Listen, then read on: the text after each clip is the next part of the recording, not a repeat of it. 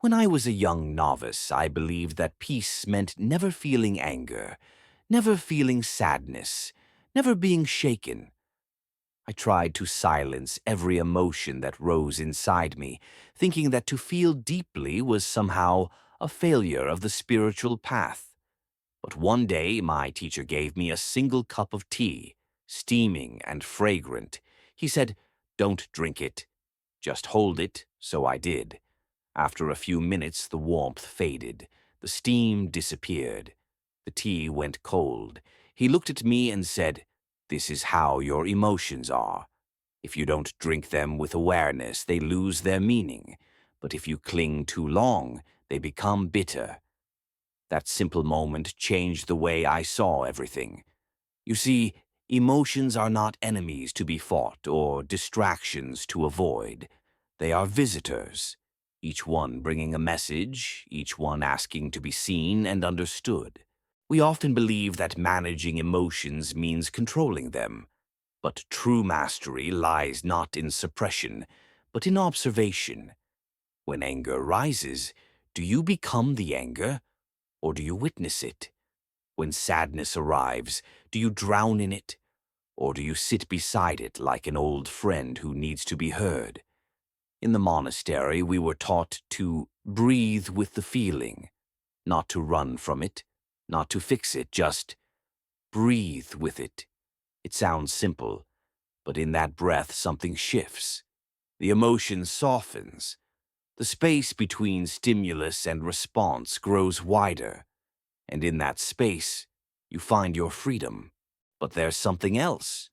Once you begin to understand your own emotions, you begin to see others differently. The person who lashes out in anger, they are often in pain. The one who's withdrawn and cold may be overwhelmed by sorrow they don't know how to share. When you can sit with your own discomfort, you become more capable of sitting with someone else's. That is empathy, not fixing, not judging, just presence.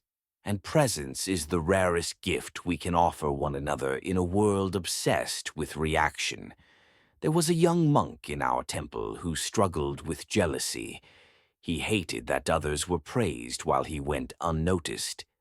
Every day he wore a smile, but inside he was boiling. Our teacher noticed. One evening, as we sat for tea again, he said, "Jealousy is not about others. It's about forgetting your own worth." The young monk began to cry, not because he was weak, but because, for the first time, someone saw past the emotion and into the heart beneath it. Emotions are sacred teachers. They point to what matters, what hurts, and what heals. To understand them is to understand yourself. To honor them is to grow. So, the next time emotion stirs inside you, pause, name it, feel it, ask it what it's trying to show you. And when you see someone else tangled in their own storm, try not to react. Try not to judge. Just be still. Listen. Hold space. This is the path of peace. Not the absence of feeling, but the presence of awareness. Remember, you are not your anger. You are not your sadness. You are the sky, and emotions are just the weather passing through. Be kind to your storms.